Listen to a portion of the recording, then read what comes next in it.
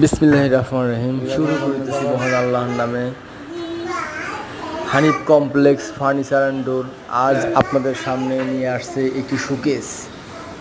যদিও দেখতে সিম্পল, কিন্তু সিম্পল হয়ে জিনিসটা অনেক সুন্দর এবং এটার ভিতরেও আমাদের ফিনিশিং দেখবেন এবং বাইরে ফিনিশিং দেখবেন। এই যে পাল্লাগুলো খুলতেছি দেখেন, এর ভিতরে দুইটা পাল্লার জায়গা একসাথে। এর ভিতরে আপনি যেমন বালিশ অথবা কম্বল অথবা ল্যাব যদি রাখার প্রয়োজন মনে করেন রাখতে পারবেন।